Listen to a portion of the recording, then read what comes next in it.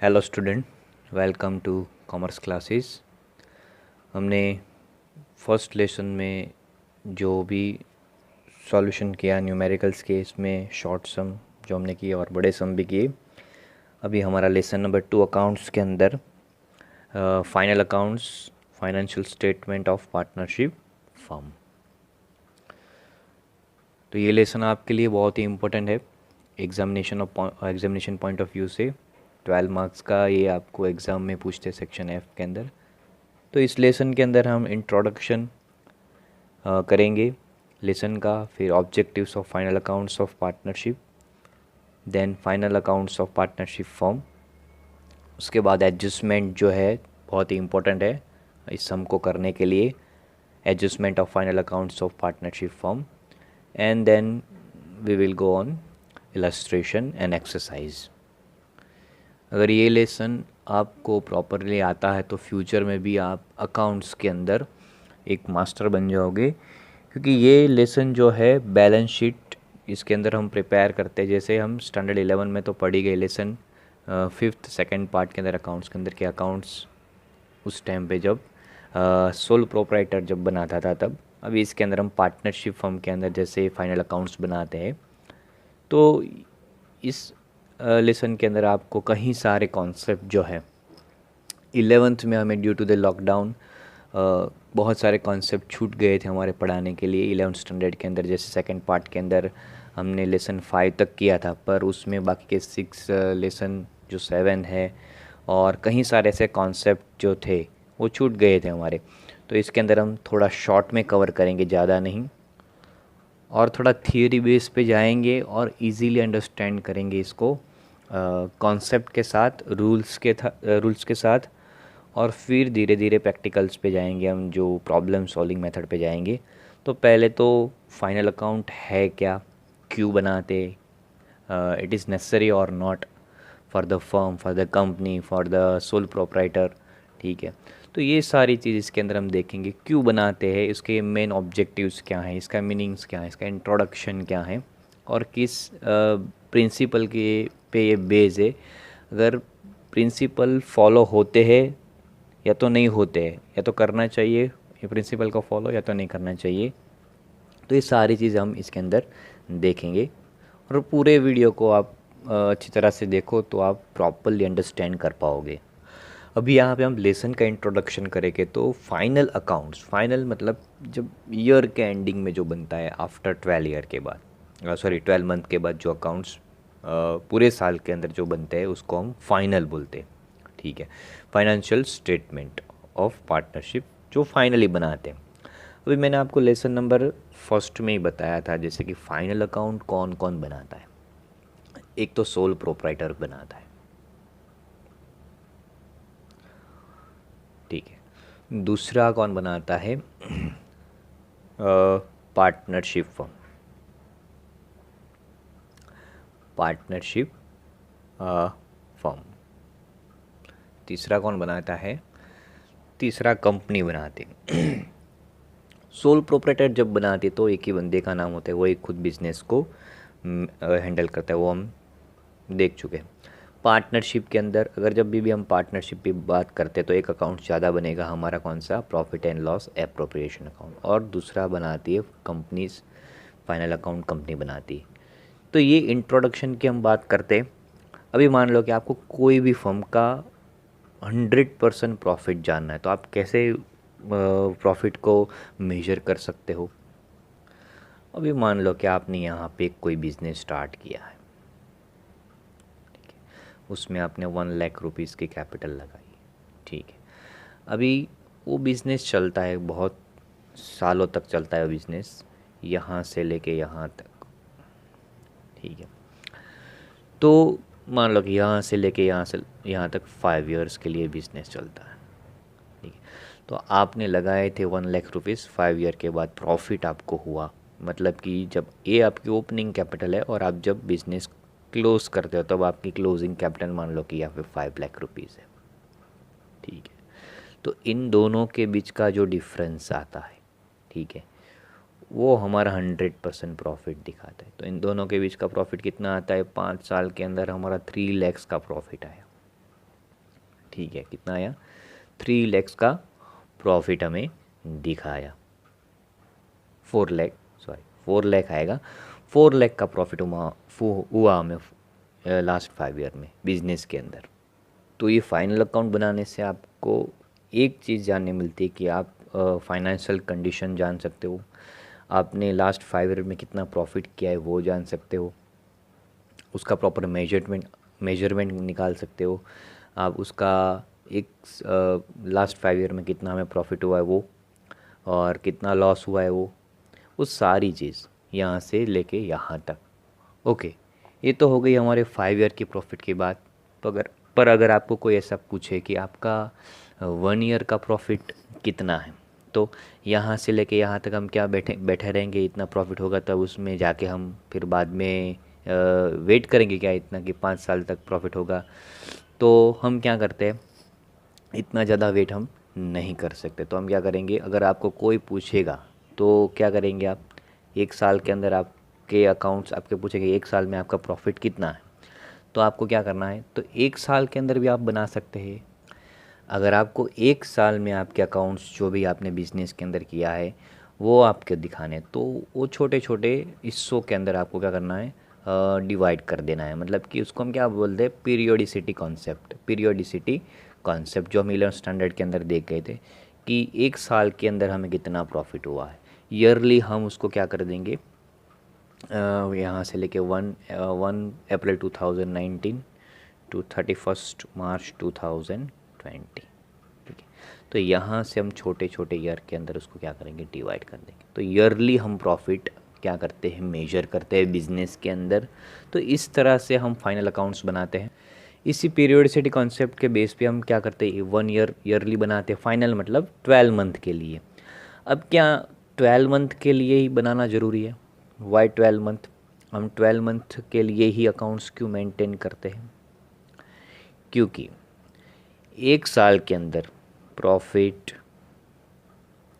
Loss, inflation, deflation, ये सारी चीज़ें 1 साल में, सारी सीज़न जो है 1 साल में ख़त्म होती है। इसीलिए हम क्या करते हैं, फॉर 1 ईयर के लिए हम बनाते हैं अकाउंट्स।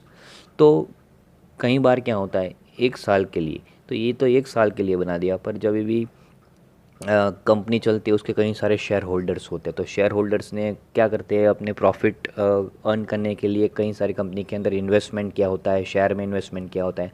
तो वो क्या करेंगे, पूरे साल के लिए बैठेंगे कि यहाँ से बिज़नेस स्टार्ट हुआ है और पूरे 12 मंथ के बाद हम उसके लिए बैठेंगे कि कब जाके प्रॉफिट होगा और कब हम किसको शेयर देंगे। तो ये सारी चीज़ नहीं होती। तो वो लोग क्या करेंगे, अभी तो 3 मंथ, ठीक है, 3 मंथ में भी दिखाना पड़ेगा शेयर होल्डर्स को कि भाई 3 मंथ के अंदर ये जो भी मेंटेनेंस ऑफ अकाउंट है, तो शेयर होल्डर को पता चलेगा कि मैंने जो शेयर कोई भी कंपनी का बाय किया है तो वो मुझे रखना है कि नहीं।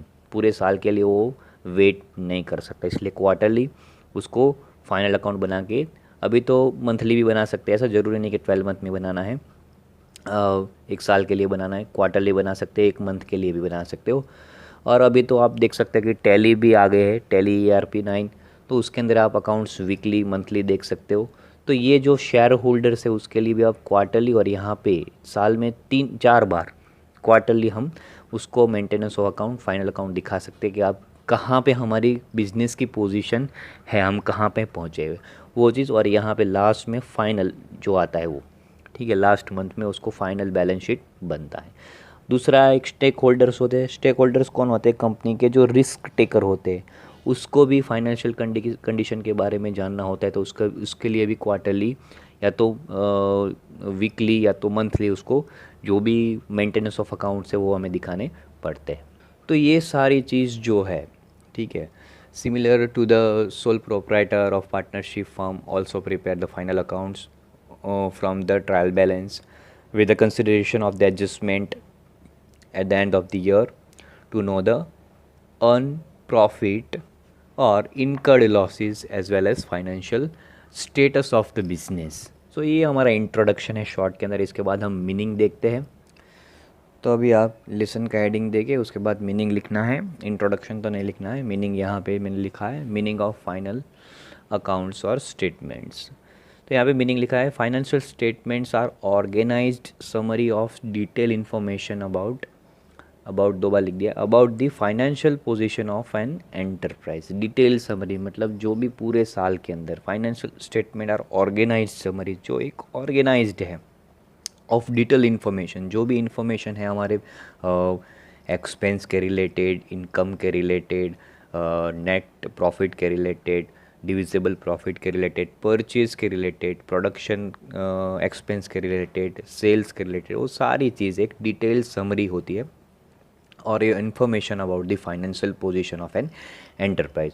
कोई भी एंटरप्राइज हो, कोई भी बिजनेस हो, उसका एंटरप्राइज मतलब कि जो भी बिजनेस है उसका एक्सपेंस का एक प्रॉपर समरी बनाते कि हमने पूरे साल के अंदर क्या क्या किया, हमारा जो भी गुड्स परचेस किया तो कितना लॉस हुआ, कितना प्रॉफिट हुआ, अभी कोरोना आया तो कोरोना की वजह से कितना लॉस हुआ, कहीं सारे लोग को कितना लॉस हुआ, वो भी बिजनेस के बिजनेस करते हैं तो उसको क्या क्या लॉस हुआ, कहीं सारे गुड्स ऐसे ही अनसोल्ड हुए।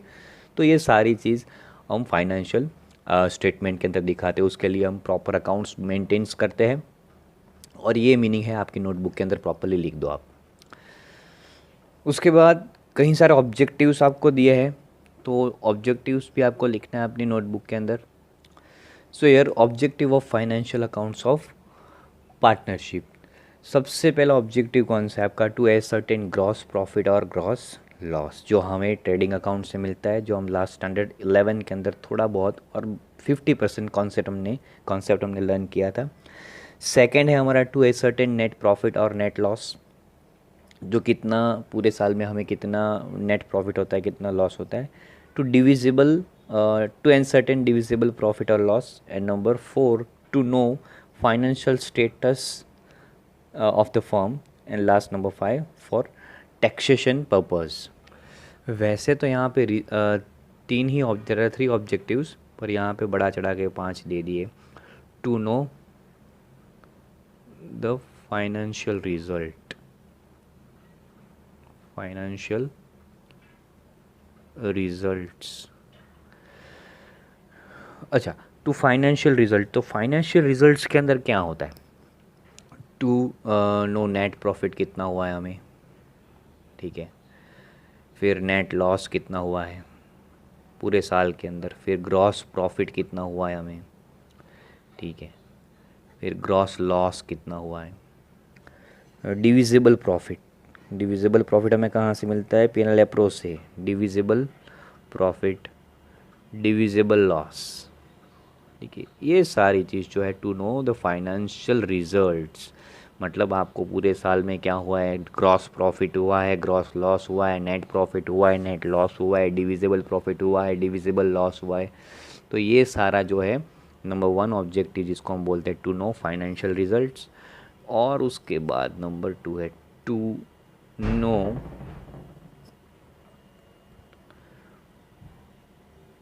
Financial position, to know financial position और सिचुएशन। अच्छा, तो to know the financial position मतलब कि आप कहाँ पे हो अभी, where your business is running. तो financial position, to know the financial position, second objective और condition we can say that. तो यहाँ पे हमारे पास कितनी एसेट्स है, ठीक है, ये चीज़, कितनी लायबिलिटीज़ है, कितने हमारे डेप्टर्स है, ठीक है। तो ये सारी चीज़ है to know the financial condition हमारी, कि असेट्स हमारी ज़्यादा है, लायबिलिटीज़ कम है, सारी चीज़ हमें यहाँ पे दिखाती है। एंड थर्ड ऑब्जेक्टिव हमारा यहाँ पे है to know, sorry, for taxation purpose, taxation purpose. तो टैक्स, जो भी हम बिज़नेस करते हैं तो हमें पूरे साल में क्या करते, कोई भी बिज़नेस को टैक्स पेमेंट करना पड़ता है अकॉर्डिंग टू स्लैब रेट, ठीक है। तो फॉर टैक्सेशन, जो भी हम प्रॉफिट करते हैं अभी उसमें हमें क्या करना है, टैक्स पेमेंट करना है। तो यह भी यहाँ पे एक क्वेश्चन है, टैक्स कैसे पेमेंट करें, प्रॉफिट में से पेमेंट करें? हाँ सही बात है, प्रॉफिट में से पेड करना है टैक्स। अभी ये क्वेश्चन है आपको, मान लो कि प्रॉफिट एंड लॉस अकाउंट में, आपने 11th स्टैंडर्ड में फाइनल अकाउंट पढ़ा ही है, मान लो कि प्रॉफिट एंड लॉस अकाउंट में हमारा प्रॉफिट कहाँ होता है, यहाँ पे लेफ्ट हैंड साइड में, यहाँ पे नेट प्रॉफिट होता है, राइट टू नेट प्रॉफिट। मान लो कि 1 लाख हमारा नेट प्रॉफिट है, ठीक है, और हमें 30% टैक्स पेमेंट करना है, ठीक है। तो क्या ये 1 लाख का 30% हम टैक्स पेमेंट करेंगे या नहीं? इसका 1 लाख का मतलब कि 1 लाख इंटू 30/100 तो कितना हुआ 30,000। ये टैक्स होगा? नहीं, तो ये टैक्स नहीं होगा, ये हमारा टैक्स नहीं है। कई सारे बिजनेसमैन क्या करते हैं, तो ये नहीं है प्रॉफिट हमारा। कई सारे बिजनेसमैन क्या करते हैं कि जो एग्रीमेंट में नहीं है, ठीक है, पार्टनरशिप एक्ट में नहीं है, वो भी कई सारे एक्सपेंसेस लिख देते हैं यहाँ पे। कई सारे एक्सपेंस प्रॉफिट एंड लॉस में डेबिट साइड में एक्सपेंस दिखा दिखा के अपना प्रॉफिट कम दिखाते हैं। तो ऐसा नहीं होता है। इनकम टैक्स का भी एक लॉ है, जो इनकम टैक्स में भी कई सारे एक्सपेंसेस जो है आपको उसमें एग्जम्पशन मिलता है, वही एक उसी पे ही आपको, नहीं तो क्या करते हैं, कहीं मान लो कि आपने कोई भी पार्टनरशिप हम स्टार्ट किया, इंटरेस्ट ऑन कैपिटल 1 लाख का 10%, तो एग्रीमेंट में था नहीं और आपका मन हुआ कि मैंने यहाँ पे लिख दिया, ठीक है। तो ऐसा होता नहीं है। आपको जो भी एग्रीमेंट में है तो आपके इंटरेस्ट ऑन कैपिटल देना है, नहीं है तो नहीं देना है। तो कहीं सारे ऐसे एक्सपेंसेस है जो इनकम टैक्स के अंदर जो नहीं आपको एग्जम्पशन नहीं दिया गया है। जो इनकम टैक्स बोलेगी वही एक्सपेंस को कंसिडर करके यहाँ पे जो प्रॉफिट आएगा उसी पर टैक्स आपको पेमेंट करना है, ठीक है। तो यहाँ पे 30,000 तो कई बार यहाँ पे क्या हो जाते हैं, यहाँ आपने अपने मान लो कि 1 लाख का 30% 30,000 लिख दिया, पर आपने इंटरेस्ट ऑन कैपिटल एग्रीमेंट में था नहीं, फिर भी आपने लिख दिया। तो इंटरेस्ट ऑन कैपिटल मान लो कि आपका यहाँ पे 1 लाख के अंदर इंक्लूडिंग है आपका, तो वो क्या करेगी, वो निकाल देगी। उसके बाद जो एक्सपेंसेस बचते तो उसके ऊपर आपको क्या देना पड़ेगा, इंटरेस्ट ऑन जो भी आपको टैक्स पेमेंट करना पड़ेगा। तो क्या है, to know for the taxation purpose आपको भी अकाउंट्स बनाना पड़ता है। आपको एक पता चलता है कि आप पूरे साल में कितना प्रॉफिट अर्न करते हो और कितना टैक्स पेमेंट करते हो गवर्नमेंट को। तो इसके लिए हम क्या करते हैं, कई सारे स्टेटमेंट्स बनाते हैं, अकाउंट्स बनाते हैं बिजनेस के अंदर। तो यहाँ पे हम देखेंगे कौन से ऐसे अकाउंट्स जो है हम मेंटेन करते हैं। तो यहाँ पे देखो सबसे पहला है आपका accounts prepare in final accounts number 1। अगर पार्टनरशिप फॉर्म होगा तो हम कौन से अकाउंट बनाएंगे, ट्रेडिंग अकाउंट तो बनेगा ही बनेगा। क्यों ट्रेडिंग अकाउंट बनाते हैं हम, क्यों, जितने भी हम परचेस करते हैं, सेल करते हैं, ठीक है, कोई भी प्रोडक्शन रिलेटेड एक्सपेंसेस है, परचेस रिलेटेड एक्सपेंसेस है, वो सारे हम ट्रेडिंग अकाउंट में दिखाते हैं। इसलिए सबसे पहले अकाउंट ट्रेडिंग अकाउंट, उसके बाद profit and loss profit and loss account. Account सिर्फ वर्ड है पर ये एक स्टेटमेंट है, वन काइंड ऑफ स्टेटमेंट। तो profit and loss account firm क्यों बनाती है, पार्टनरशिप फर्म क्यों बनाती है, to know the profit, to know the loss, to know the income, ठीक है। तो इसके लिए सारे जो स्टेटमेंट से बनाती है पार्टनरशिप फर्म, और कितने कौन से एक्सपेंसेस हुए हमें, कहाँ से आवक इनकम हुई है हमारी, तो ये सारी चीज़ हम इसके लिए हम प्रॉफिट एंड लॉस अकाउंट बनाते हैं। उसके बाद account number 3 profit and loss appropriation account, जिसका हमने लेसन नंबर 1 के अंदर ही बहुत ज़्यादा डिस्कशन किया था, उसके लिए प्रॉपर वीडियो भी मेंटेन बनाए थे मैंने। उसके बाद है पार्टनर्स कैपिटल और करंट अकाउंट, वो भी मैंने आपको समझाया था। और दूसरा जो अकाउंट्स है नंबर 5 बैलेंस शीट। तो बैलेंस शीट हम लास्ट में बनाते हैं, एक्रोल बेस पे बनाते हैं। यहाँ पे तो इतने अकाउंट्स हम मेंटेन कर रहे हैं, तो ये आप अपनी नोटबुक के अंदर कॉपी कर दो, note down in your notebook, then we will move ahead. Okay, तो ये जितने भी अकाउंट्स हमारे बनते हैं वो किसके बेस पे बनते हैं वो हम देखेंगे। ये जो 1 to 5 अकाउंट्स जो हमारे बनते हैं वो किसके बेस पे बनते हैं, प्रिंसिपल कौन से प्रिंसिपल है जो इस अकाउंट्स को, ये जो अकाउंट्स बनते हैं उसको फॉलो करते हैं या तो उसके ऊपर अप्लाई कर सकते हैं। तो above all accounts are prepare on the based on this principle. Number 1 going concern, consistency concept, and number 3 accrual concept. इसमें मैं थोड़ा डॉक्टर यज्ञेश दलवाड़ी का जो यूट्यूब पे वीडियो है उसमें मैंने थोड़ा उसका रेफरेंस लिया है, उसके बेस पे भी मैं आपको थोड़ा समझाऊंगा। कहीं सारे जो टीचर्स इसके बारे में जो गोइंग कंसर्न है, कंसिस्टेंसी कॉन्सेप्ट है, अक्रोवल कॉन्सेप्ट है, और बहुत सारे मटेरियलिटी कॉन्सेप्ट है, पीरियोडिसिटी कॉन्सेप्ट है, और बहुत सारे कॉन्सेप्ट है 11th स्टैंडर्ड में दिया है आपको। तो इसके बारे में आपको ज़्यादा एक्सप्लेन करते नहीं है, तो मैं यहाँ पे अभी वीडियो बनाते ही है, तो हम फाइनली इसके बारे में डिस्कस करेंगे। तो सबसे पहला है हमारा going concern. So first of all I would like to explain going concern. तो गोइंग कंसर्न है क्या? मान लो कि आपने कोई बिज़नेस स्टार्ट किया है, बिज़नेस स्टार्ट किया 1 अप्रैल 2015 में, ठीक है। तो ये बिज़नेस लॉन्ग टाइम तक, गोइंग कंसर्न मतलब लॉन्ग टाइम तक चलता रहे। ऐसा नहीं कि आज 1 अप्रैल 2015 को स्टार्ट किया और 1-2 महीने के बाद, 1-2 मंथ के बाद हमने बंद कर दिया, ऐसा नहीं। गोइंग कंसर्न जो भी है, आप बिज़नेस लॉन्ग टाइम के लिए, मान लो कि 1 अप्रैल 2015 टू 31 मार्च 2025, 10 साल तक, 10 ईयर्स के लिए वो बिज़नेस चले, गोइंग कंसर्न वो चलता है रहे, ठीक है। या तो गोइंग कंसर्न मीन्स उसका कोई फिक्स्ड लिमिटेशन नहीं है, मतलब वो चलता ही रहे, या तो 31 मार्च कोई भी ईयर हो, मतलब इनफाइनाइट वो जो चलता ही रहे। मान लो कि हमने कोई एसेट्स बाई की है, असेट परचेज की है, ठीक है। तो असेट्स बाई की वो एक एक्सपेंस है, राइट।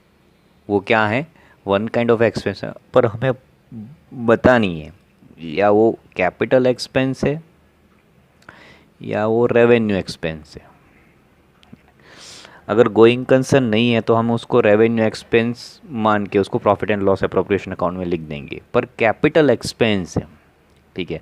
मतलब कोई असेट्स आप बाय करते हो तो वो is one kind of expense, पर उसके बेनिफिट हमें लॉन्ग टाइम तक मिलते रहेंगे, ठीक है।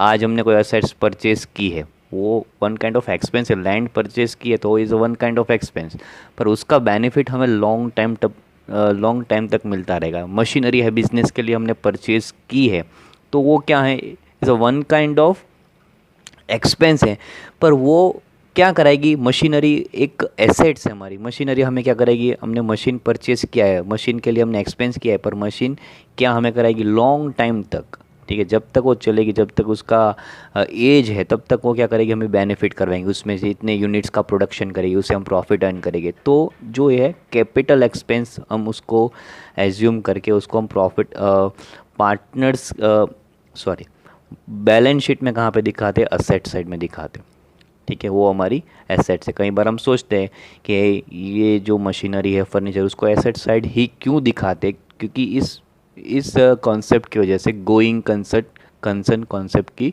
वजह से, कोई भी एक एसेट्स हम परचेज करते तो वो एक्सपेंस है, पर उसी एक्सपेंस का बेनिफिट हमें लॉन्गर टाइम ऑफ पीरियड मिलता है, ठीक है, जिससे हम बिजनेस के अंदर प्रॉफिट अर्न करते हैं, उसको हम कैपिटल एक्सपेंस, और कैपिटल एक्सपेंस हम कहाँ पे लिखते हैं?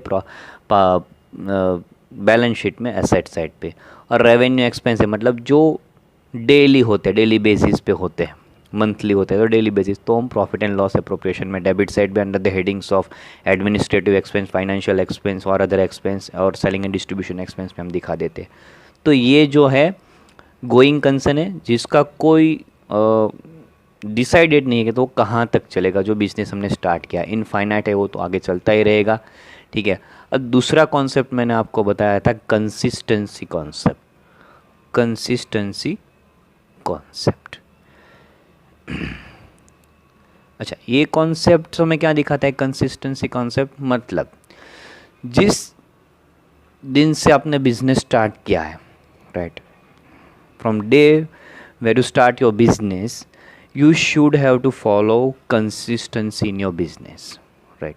तो कंसिस्टेंसी बिजनेस के अंदर रहना बहुत ही ज़रूरी है। कई सारी मेथड से आप प्रोडक्शन करते हो, कई सारे मेथड से आप यूनिट को सेल करते हो, तो वही मेथड को आप को फॉलो करते रहना है, फिर बाद में चेंजेस नहीं करना है। कंसिस्टेंसी होनी चाहिए, कहने का मतलब क्या है?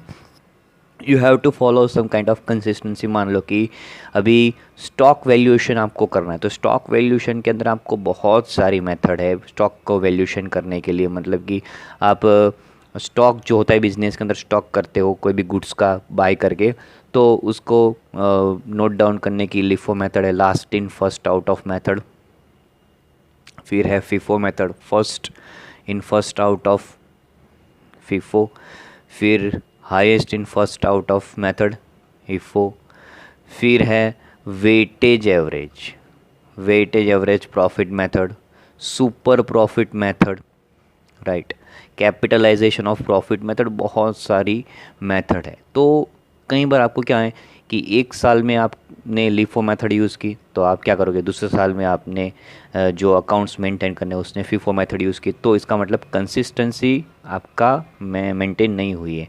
कई साल तक आप लिफो मेथड यूज़ करते हो, आपको उससे बेनिफिट होता है, तो आपको उसी को यूज़ करना है।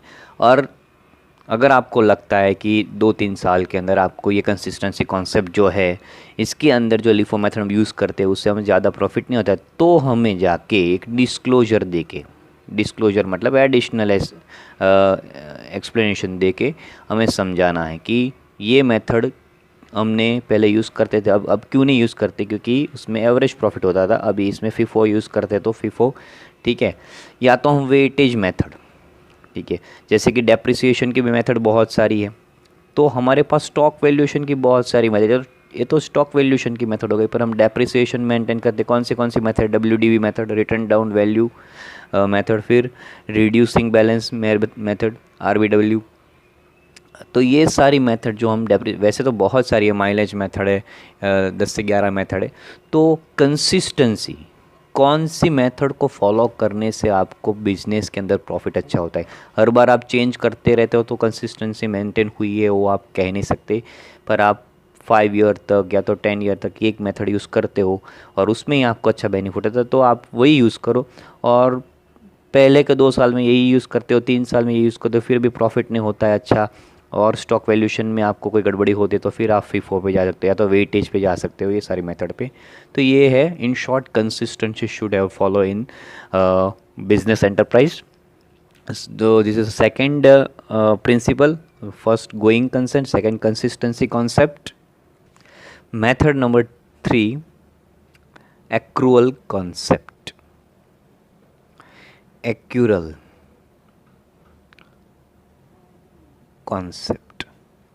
अब हम अकाउंट्स मेंटेन करने की कौन सी मेथड है हमारे, there are 3 types of method जो हम स्टैंडर्ड 11 में अकाउंट पार्ट 1 में पेज नंबर 20 पे दिया है। Cash based method,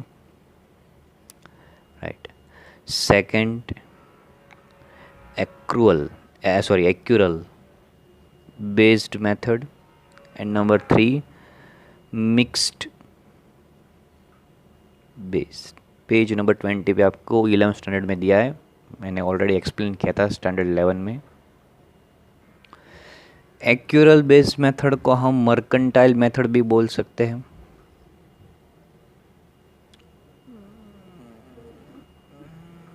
mercantile. Then fixed based method को दूसरा भी नाम दिया है हमारी 11 की बुक में, हाइब्रिड मेथड। अब cash based method, accrual concept क्या बोलता है, हमें क्या दिखाता है कि what it shows about maintenance of accounts. Accrual concept ने सबसे पहले कैश बेस्ड मेथड जो कौन फॉलो करते हैं, प्रोफेशनल्स फॉलो करते हैं और CA वगैरह सब फॉलो करते हैं। एक्यूरल बेस्ड और मर्केंटाइल बेस्ड मेथड के अंदर, तो ये जो हम पहले तो कैश बेस्ड मेथड की बात करते हैं, मान लो कि अभी कोई भी एक लॉयर है, वो किसी का केस फाइल करता है, तो किसी के केस में वो कोई प्रॉब्लम जो है वो केस सॉल्व करता है, उसकी फ़ीस वो लेता है, मान लो कि 500 फीस लिए या तो 1000 रुपीज़ फ़ी लिए। तो अब क्या बोलेगा कि मैं 1000 रुपीज़ में से 500 दूंगा, तो जितना कैश आएगा उसी की एंट्री होगी, बाकी का 500 आएगा वो उसकी एंट्री कुछ नहीं होगी, तो उसको कैश बेस्ड मेथड बोलते हैं। जितने कैश आएंगे उसी की एंट्री होगी, जो बाकी है फ्यूचर में देंगे उसकी कोई यहाँ पे एंट्री नहीं होगी।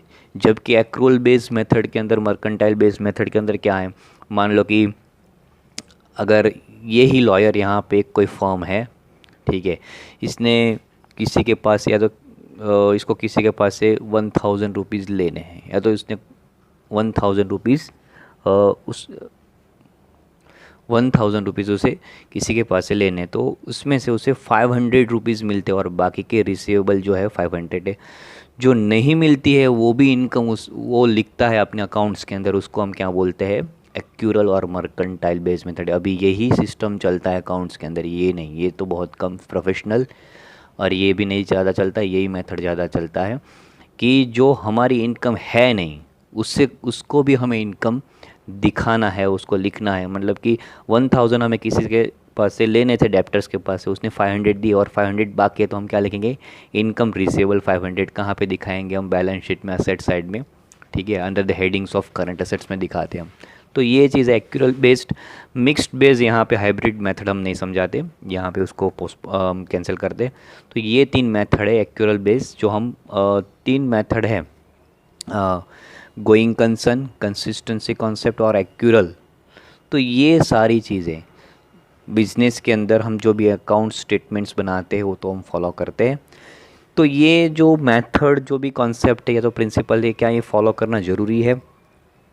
ज़रूरी नहीं है। अगर आप फॉलो करना चाहते हो तो भी फॉलो कर सकते हो, और नहीं फॉलो करना चाहते तो नहीं भी कर सकते हो। पर नहीं करते हो तो आपको एक प्रॉपरली डिस्क्लोजर बताना पड़ेगा। क्या करो, करना पड़ेगा, एडिशनल इन्फॉर्मेशन देके आपको समझाना पड़ेगा कि इस वजह से हम इस मेथड को या तो इस प्रिंसिपल को हम फॉलो नहीं करते। जो रीडर्स ऑफ द अकाउंट्स है, जो अकाउंट्स रीड करने वाले, उसको आपको बताना है कि इस वजह से हम अकाउंट्स के अंदर ये प्रिंसिपल या तो ये कॉन्सेप्ट जो है उसको हम फॉलो नहीं करते हैं। तो इस वजह से आपको एक डिस्क्लोजर देना है। इसको आप, हम सिंपल लैंग्वेज में उसको एडिशनल इन्फॉर्मेशन कहते हैं, पर अकाउंट्स की लैंग्वेज में उसको क्या बोलते हैं, डिस्क्लोजर।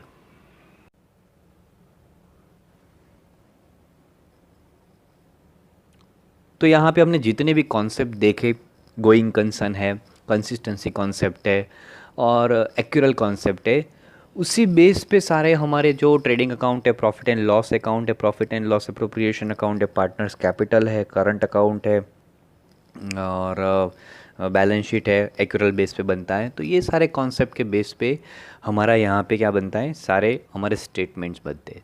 तो ये चीज़ हमने डिस्कस करने के बाद अभी एक हमारा, सबसे पहले हम डिस्कस करेंगे first account number 1, trading account. Trading account. So हमारे टेक्स्ट बुक के अंदर ट्रेडिंग अकाउंट की कोई स्पेसिफिकली कोई डेफिनेशन नहीं दी है, पर इसको हम डेफिनेशन ऐसे बना सकते हैं, trading account is nothing but it is a expense and income of goods, right? We can say expense and income of goods, whatever we purchase and whatever we sell. अभी सबसे पहली बात ट्रेडिंग अकाउंट की हम करते हैं। Trading account क्यों बनाते हैं? इसमें अभी आपको याद रखना है, ट्रेडिंग अकाउंट जो है उसमें सारे गुड्स रिलेटेड ट्रांजेक्शन्स हमारे आते हैं। तो ट्रेडिंग मतलब क्या होता है? ट्रेडिंग मतलब one kind of business. Trading means business. Business is a part of trading and trading is a part of business. So here these two things are correlated with one another. दोनों एक दूसरे के साथ जुड़े हुए हैं। Trading जो है वो बिजनेस, बिजनेस और ट्रेडिंग। अभी कोई भी बिजनेस का या तो ट्रेडिंग का ऑब्जेक्टिव्स होता है। ट्रेडिंग्स के अंदर मेनली क्या होता है, कौन से मेन ऑब्जेक्टिव्स होते हैं? मेन ऑब्जेक्टिव्स, तो मेन ऑब्जेक्टिव्स यहाँ पे होते हैं हमारे ट्रेडिंग अकाउंट के अंदर। तो सबसे पहला मेन ऑब्जेक्टिव है रेडीमेड गुड्स को बाय करना, रेडीमेड गुड्स, ठीक है। दूसरा है हमारा प्रोडक्शन करना, मैन्युफैक्चर करना, क्या करते हैं, मैन्युफैक्चर। और तीसरा है मेन ऑब्जेक्टिव इस अकाउंट का है सर्विसेज प्रोवाइड करना, राइट। तो यहाँ पे क्या करते हैं हम, रेडीमेड गुड्स को बाय करते हैं ट्रेडिंग अकाउंट के थ्रू, उसको सेल करते हैं, परचेज एंड सेल। और कई बार क्या करते हैं, प्रोडक्शन करते हैं। बिजनेस के अंदर हम क्या करते हैं, प्रोडक्शन करते हैं, फिर उसका प्रोसेस करते हैं, फिर इसको सेल करते हैं। और तीसरा क्या है, सर्विसेज, जो हम बिजनेस की तरफ से जो भी सर्विसेज प्रोवाइड करते हैं कस्टमर्स को, वो चीज़ यहाँ पे बताई गई है। तो सबसे पहले हम बात लेंगे रेडीमेड जो गुड्स होती है वो। तो रेडीमेड गुड्स,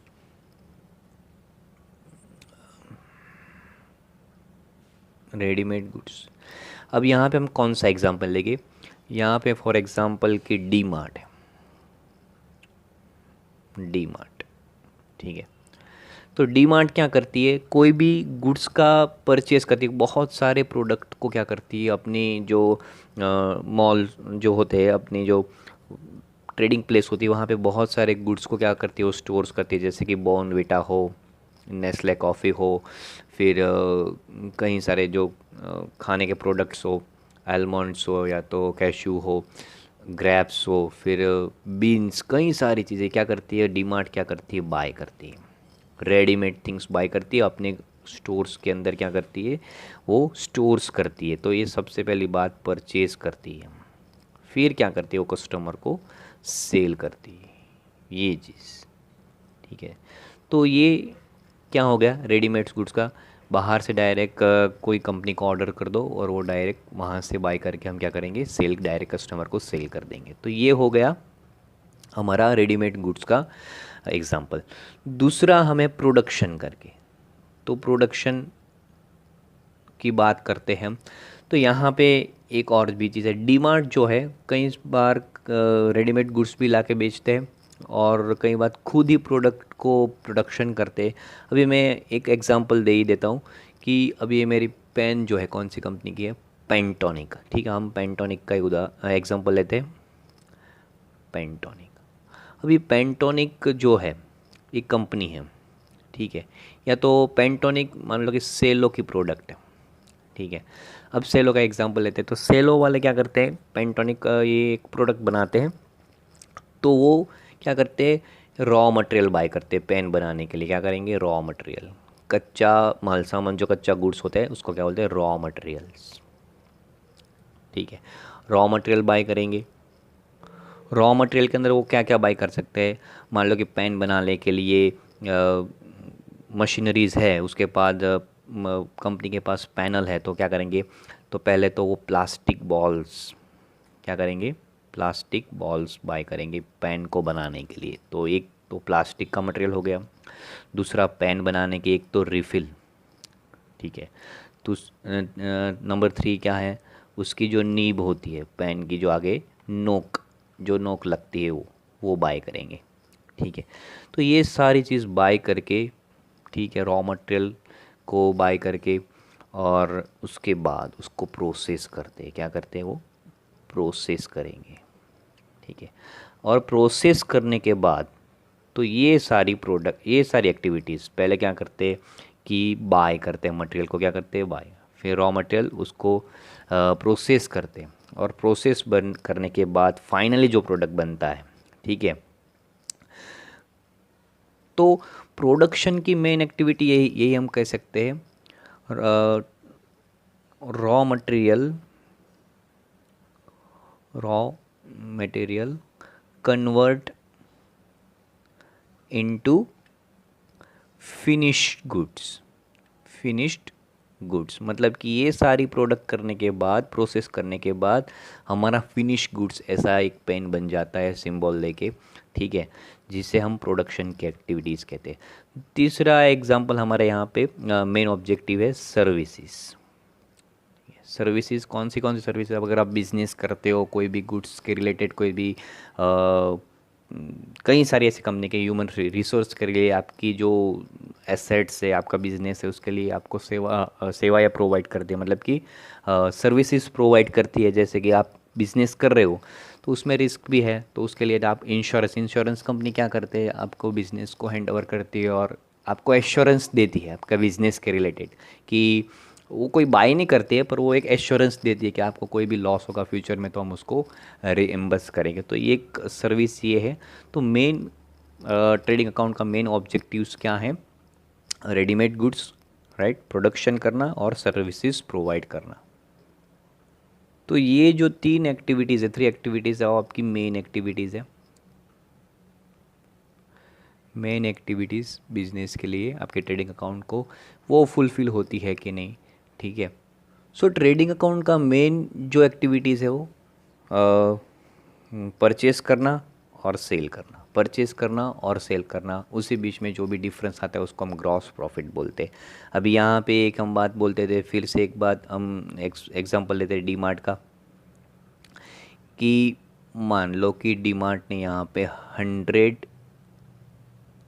करोड़ की परचेज़ की है, ठीक है। ये हम रेडीमेड्स गुड्स के लिए एग्जांपल दे रहे हैं। और उसका सेल कर रहे हैं पूरे साल के अंदर 200 करोड़ का, ठीक है, 200 करोड़ का।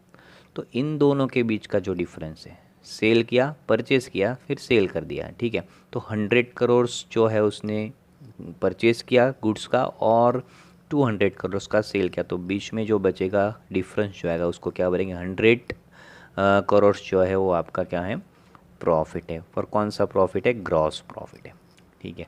अब दूसरा मैं यहाँ पे एग्जांपल देता हूँ, उसी का एग्जांपल ले लेते हैं हम, सेलो का ही ले लेते हैं। मान लो कि सेलो पेन का, या तो पेंटोनिक, ये मेरी जो पेन है पेंटोनिक का ही मैंने एग्जांपल लिया, पेंटोनिक पेन का।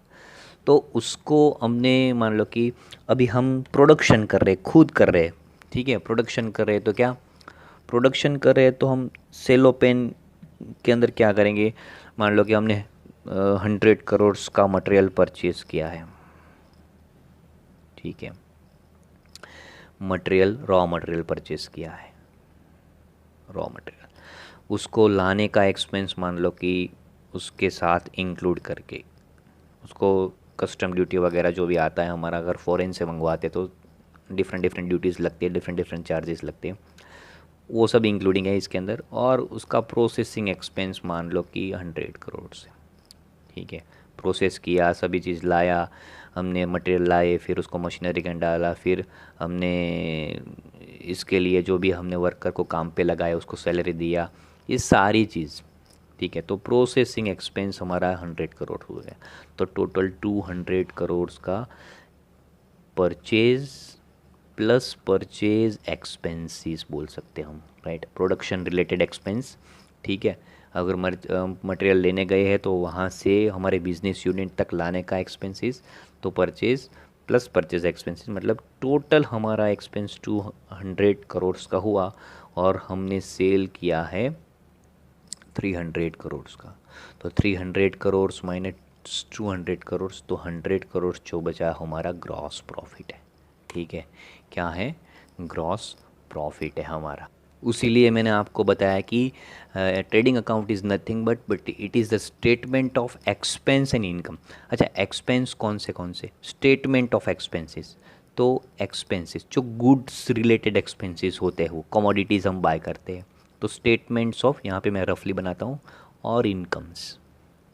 एक्सपेंस कौन सा, अभी मैंने आपको बताया कि कोई भी चीज़ आप परचेज़ करते हो, ठीक है, गुड्स परचेज़ करते हो, और उसी गुड्स को बिजनेस यूनिट तक लाने का एक्सपेंस, परचेज एक्सपेंसेस, ठीक है, प्लस करेंगे।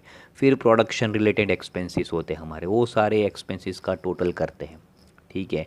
और भी कई सारे एक्सपेंसेस है, जैसे हम प्रैक्टिकल्स करेंगे जैसे देखते जाएंगे। और इनकम्स कौन सी होती है, सेल्स, ठीक है, बाय सेल्स, सेल्स की भी इनकम होती है। और भी कई सारी इनकम्स, बाय प्रोडक्ट की इनकम, बाय प्रोडक्ट की इनकम, और सेल ऑफ स्क्रैप, जो बंगार हम बेचते हैं उसका भी sale, by product, sale of scrap, तो इसका भी जो इनकम होती है। तो स्टेटमेंट ऑफ एक्सपेंस, ठीक है। तो ये सारी आपकी एक्टिविटीज़ है वो फुलफ़िल होनी चाहिए, तो इसको हम क्या करते हैं, ट्रेडिंग अकाउंट। इसके अंदर आपको कुछ थियरी वगैरह नहीं लिखना है, पर ये मैंने सिर्फ आपको ट्रेडिंग अकाउंट के बारे में सिर्फ हिंट दिया कि ट्रेडिंग अकाउंट होता क्या है, और ट्रेडर ही बनाते हैं ट्रेडिंग अकाउंट को। और इस तरह के जो भी एक्सपेंसेस वो करते हैं, गुड्स रिलेटेड जो भी एक्सपेंसेस आते हैं, अभी आप बोलोगे कि सर आपने 11th में ऐसा पढ़ाया था कि जो एक्सपेंस और इनकम है वो तो प्रॉफिट एंड लॉस में पढ़ दे, तो इसमें कहाँ से आ गया, ठीक है। तो ट्रेडिंग अकाउंट के अंदर एक्सपेंस और इनकम मतलब जो गुड्स रिलेटेड जो एक्सपेंसेस होते हैं वो आते हैं, गुड्स रिलेटेड इनकम होती है वो इसके अंदर आती है। वो प्रॉफिट एंड लॉस में कौन से इनकम, एक्सपेंस और इनकम, जो एडमिनिस्ट्रेटिव एक्सपेंस होते हैं, और फिर सेलिंग करते तब एक्सपेंस होते हैं, फिर फाइनेंशियल एक्सपेंस करते हैं, किसी के पास लोन लिए तो हमें उसका एक्सपेंस। फिर इनकम कौन सी होती है, प्रॉफिट एंड लॉस में क्रेडिट साइड पे जो भी हम इनकम दिखाते हैं वो। अदर्स एक्टिविटीज़ में से जो नॉन फाइनेंशियल पर्पस से, वो हम प्रॉफिट एंड लॉस में से जो इनकम होती है, क्रेडिट साइड पे हम इनकम दिखाते हैं, जो वो हमें अदर्स एक्टिविटीज़ में से हुई है वो इनकम है, ठीक है। अगर फाइनेंस कंपनी है तो ट्रेडिंग अकाउंट में हमारी इनकम जाएगी, यहाँ पे ट्रेडिंग अकाउंट में क्रेडिट साइड पे। और नॉन फाइनेंस है तो कहाँ पे जाएगी, प्रॉफिट एंड लॉस में, क्रेडिट साइड, वो सारा हम स्टेटमेंट आगे आगे देखेंगे जब जैसे डिस्कस करेंगे ये। तो उसके बाद का जो अकाउंट है हमारा प्रॉफिट एंड लॉस अकाउंट है। ये ट्रेडिंग अकाउंट होप आपको समझ में आया होगा। उसके बाद है प्रॉफिट एंड लॉस अकाउंट। तो हम प्रॉफिट एंड लॉस अकाउंट का कॉन्सेप्ट स्टैंडर्ड 11 में पढ़ी गए हैं। ये मैचिंग कॉन्सेप्ट के पर बेस्ड है। यहाँ पे मैच करना होता है कितना एक्सपेंस और कितनी इनकम है। तो ये सब हम चीज़ आगे स्टडी करेंगे डिटेल में। तो यहाँ पे मैं शॉर्ट में आपको एक्सप्लेन कर देता हूँ। यहाँ पे हम प्रॉफिट एंड लॉस अकाउंट में एक्सपेंस लेफ्ट हैंड साइड में लिखते हैं और राइट हैंड साइड में क्या लिखते हैं, इनकम। जो भी इनकम होती है हमें अदर्स एक्टिविटीज़ में, कमीशन में से, डिस्काउंट में से, या तो कोई भी चीज़ से बैड डेट रिटर्न हुआ है, वो सारी चीज़ हम प्रॉफिट एंड लॉस अकाउंट में क्रेडिट साइड पे। और यहाँ पे जो हमें प्रॉफिट एंड लॉस अकाउंट में डेबिट साइड में जो भी हम क्या लिखते हैं, एडमिनिस्ट्रेटिव एक्सपेंस। एडमिनिस्ट्रेटिव एक्सपेंस के अंदर हम क्या लिखते हैं, सैलरी, बोनस, सैलरी मिला है या तो फिर आउटस्टैंडिंग सैलरी है, रेंट, रेट, टैक्सेस है, सारी चीज़ें वो। तो यहाँ पे सारे एक्सपेंसेस आते हैं।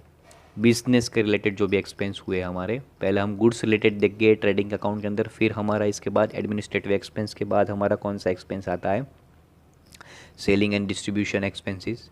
सेलिंग एंड डिस्ट्रीब्यूशन एक्सपेंसेस, जो भी हम सेलिंग करते हैं, मतलब कि कोई भी मान लो कि कोई भी गुड्स हमने सेल किया या तो एज अ सैम्पल दिया, तो selling and as advertisement expense दिखाना है हमें, ठीक है। सेलिंग एंड डिस्ट्रीब्यूशन एक्सपेंसेस, वो आगे हम सब चीज़ देखेंगे। फिर फाइनेंशियल एक्सपेंस। फाइनेंशियल एक्सपेंस में मतलब कौन सा एक्सपेंस, कहीं पे हमने बिज़नेस में से किसी के पास से लोन ली, हम बिज़नेस करते हैं, ट्रेडिंग करते हैं, तो हमें किसी के पास से हमने लोन ली है, तो उसी लोन पे हमें, आजकल लोन कोई फ्री में देता है नहीं, उसी के ऊपर हमें इंटरेस्ट देना पड़ता है। तो फाइनेंशियल एक्सपेंस का जो भी एक्सपेंस होता है वो। उसके बाद अदर एक्सपेंसेस, जो डेप्रिसिएशन होता है मशीनरी पे, वो सारी चीज़। तो ये मैचिंग कॉन्सेप्ट के ऊपर बेस करता है प्रॉफिट एंड लॉस अकाउंट। यहाँ पे इनकम, कौन सी इनकम आती है यहाँ पे, by commission received, by discount received, by sale of sorry by commission receive, discount receive, और बहुत सारी रेंट रिसीव्ड, बहुत सारी इनकम यहाँ पे जो होती है अदर एक्टिविटीज़ में, वो यहाँ पे हम लिखते हैं प्रॉफिट एंड लॉस अकाउंट में क्रेडिट साइड में। अभी फाइनेंस, अभी हमारा पार्टनरशिप फर्म है, तो यहाँ पे एक और अकाउंट्स और एक स्टेटमेंट्स और एक और बनेगा, वो कौन सा, इसके बाद नंबर 3 वाला अकाउंट है PNL appro, PNL profit and loss appropriation, जिसका हमने बहुत पहले बहुत ज़्यादा डिस्कशन कर लिया है, तो इसके अभी यहाँ पे कोई डिस्कशन करेंगे नहीं। और उसके बाद है पार्टनर्स के कैपिटल और करंट अकाउंट, वो भी हमने डिस्कस कर दी है फर्स्ट लेसन के अंदर। उसके बाद लास्ट में जो अकाउंट बनता है वो बैलेंस शीट बनता है, बैलेंस शीट जो बनेगा आपका कौन सा कॉन्सेप्ट है, एक्यूरल का कॉन्सेप्ट। एक्यूरल का मतलब जो भी बैलेंस हमारा बाकी है, जो मिलने वाला है, वो सारी चीज़, आउटस्टैंडिंग है, ठीक है, रिसीव्ड इन एडवांस है, या सारी चीज़ हम यहाँ पे कहाँ पे लिखेंगे, बैलेंस शीट के अंदर। यहाँ पे सारी एसेट्स, यहाँ पे सारी लाइबिलिटीज़, वो आपको पता है स्टैंडर्ड 11 के अंदर आप स्टडी कर गए। अभी हम जितने भी अकाउंट्स है उसको डिटेल में, मतलब कि ट्रेडिंग अकाउंट है, प्रॉफिट एंड लॉस अकाउंट है, उन दोनों को थोड़ा हम डिटेल में जाएंगे। ट्रेडिंग को थोड़ा ज़्यादा लेंगे, उसके अंदर जो भी एक्सपेंस आते हैं वो, और उसके बाद प्रॉफिट एंड लॉस। फिर हम आगे का जो हमारा नेक्स्ट पॉइंट होगा, उसके बाद हम नेक्स्ट पॉइंट पे जाएंगे। तो फिलहाल आपको यहाँ पे कुछ लिखना नहीं है। पहले मैंने आपको मीनिंग लिखा है, उसके बाद आपको ऑब्जेक्टिव्स लिखा है, उसके बाद आपको मैंने ऑब्जेक्टिव्स के बाद अकाउंट्स लिखा है, जितने भी अकाउंट्स बनते हैं वो। उसके बाद मैंने प्रिंसिपल जो भी है 3 प्रिंसिपल वो लिखा है। उसके बाद आपको कुछ लिखना यहाँ पे नहीं है। फ़िलहाल आपको इनिशियली वीडियो में सिर्फ समझना ही है। तो उसके बाद जो भी मैं लिखने के लिए वो बोलूँगा उतना ही लिखना है। अभी सिर्फ आप समझ लो, फिर बाद में जो भी बोलूँगा वो नोटबुक के अंदर मैंने फेयर नोटबुक बनाई है, उसके अंदर मैं आपको लास्ट में एक्सप्लेन करने के बाद आपको दिखाई देता हूँ। आप लोग को नोट अपनी नोटबुक के अंदर उसको नोट डाउन कर लेना है। तो यहाँ पे हम ओरिजिनल ट्रेडिंग अकाउंट्स के अंदर आएंगे। जो ट्रेडिंग अकाउंट हमने यहाँ पे टेक्स्ट बुक के अंदर ही है हमारा। तो first of all trading account की specification of trading account, trading account for the period of ending on, जो भी ईयर के एंड में बनाते हैं, हमारा जो ईयर ख़त्म होता है तब, तो कितना हमारा परचेस है, कितना सेल्स हुआ है वो सारी चीज़ हम ईयर के एंडिंग के अंदर करते हैं। तो ये ट्रेडिंग अकाउंट। तो यहाँ पे सबसे पहली बात है हमारे जो ट्रेडिंग अकाउंट में डेबिट साइड पे जो है टू ओपनिंग स्टॉक अकाउंट। अब जब हम ओपनिंग स्टॉक की बात करते हैं, जब बिज़नेस करते हैं तो हमारे पास स्टॉक्स में गुड्स, स्टॉक में बहुत सारे गुड्स, ऐसा ज़रूरी नहीं कि जो भी हम गुड्स परचेज़ करते हैं बिज़नेस करने के लिए वो पूरे साल में ख़त्म हो जाए। कई बार कई सारी जो गुड्स होती है वो स्टॉक में भी रहती है। तो ओपनिंग स्टॉक जो है वो कहाँ से आता है? ठीक, अगर न्यूली बिजनेस स्टार्ट किया है तो हमारे पास स्टॉक होगा? नहीं होगा। ठीक है, क्यों? क्योंकि अभी न्यूली बिजनेस स्टार्ट किया है। अगर आप 4-5 साल से बिजनेस कर रहे हो और लास्ट ईयर का स्टॉक आपके पास जो पेंडिंग में है, स्टॉक किसको बोलते हैं? जो हमारे पास पेंडिंग में पड़ा है, remains unsold goods, goods which is remain unsold, उसको हम स्टॉक बोलते हैं। पर न्यूली बिजनेस स्टार्ट किया है तो स्टॉक हमारे पास होता नहीं है। ईयर के एंड में अगर मान लो कि हमने नया नया कोई बिज़नेस स्टार्ट किया है, गेहूँ का बिज़नेस स्टार्ट किया है, तो 1,000 टन हम गेहूँ बेचने के लिए लाए पूरे साल के अंदर। ठीक है, तो 1,000 टन में से मान लो कि डेट है 1 अप्रैल 2019। ठीक है, और ईयर एंड होगा 31 मार्च 2020 में। तो पूरे साल के अंदर 1,000 टन जो हम गेहूँ लाए उसमें से 500 टन सेल हो गए, सोल्ड हो जाएंगे, और बाकी के 500 जो टन जो हमारे पास पड़े रहेंगे वो हमारा स्टॉक हो जाएगा। तो मैं यहाँ पे आपको एक एग्जांपल देके भी समझा दे रहा हूँ कि मान लो कि हमने 1 अप्रैल 2019 में बिज़नेस स्टार्ट किया है, हमारे पास 50,000 का गुड्स है। ठीक है, 50,000। ईयर एंड हुआ 31 मार्च 2020 के अंदर, उसमें से हमारा कितना गुड्स सेल हुआ है? 40,000 का गुड्स। तो जो रिमेनिंग बचेगा 10,000 वो हमारा क्या हो जाएगा? क्लोजिंग स्टॉक हो जाएगा। ठीक है, रिमेनिंग क्या हो जाएगा हमारा? ये क्लोजिंग स्टॉक। ये मतलब ये क्लोजिंग स्टॉक है आपका, पर जो बचेगा वो नेक्स्ट ईयर के नहीं, नेक्स्ट ईयर में वो कौन सा हो जाएगा? ओपनिंग स्टॉक हो जाएगा। इसके बाद कौन सा ईयर आता है? 1 अप्रैल 2000। मंथ कौन सा आता है? 1 अप्रैल 2020। तो लास्ट ईयर का क्लोजिंग स्टॉक, उसके बाद का जो नेक्स्ट ईयर होता है उसमें ओपनिंग स्टॉक हो जाएगा। अब यहाँ पे दूसरी एक बात ये भी हम करेंगे, ओपनिंग स्टॉक का होना ज़रूरी है कि नहीं बिजनेस के अंदर? नहीं होगा तो भी चलेगा। अभी मैंने आपको बताया कि अगर आप न्यूली बिजनेस करते हो तो आपके पास स्टॉक नहीं होता है। ठीक है, तो स्टॉक नहीं दिखाएंगे, नहीं होगा तो नहीं दिखाएंगे। तो ये हुई ओपनिंग स्टॉक की बात। दूसरी चीज़ हमें यहाँ पे बताई है परचेज़। तो हम बिज़नेस करते हैं ट्रेडिंग अकाउंट परचेज़ और सेल के लिए मेन एक्टिविटीज़ मैंने आपको पहले बता दिया। तो कोई भी गुड्स हम परचेज़ करते हैं तो वो मान लो कि मैंने डी मार्ट का आपको एग्जांपल दिया था कि 1,000 किलो का हमने डिटर्जेंट पाउडर मंगवाया है, फिर बर्तन का साबुन मंगवाया है, सोप मंगवाया है बर्तन मांजने का, और भी कई सारे ऐसे प्रोडक्ट्स हैं, बीन्स है, राइस है, ग्रेन्स है, वो सारी चीज़ हमने मंगवाई। जितना भी हम परचेज़ करते हैं वो यहाँ पे हम लिखते हैं। कहाँ पे? Debit side of trading account के अंदर, यहाँ पे टू परचेज़ अकाउंट करके जितना भी हमने परचेज़ किया है वो हम लिखेंगे।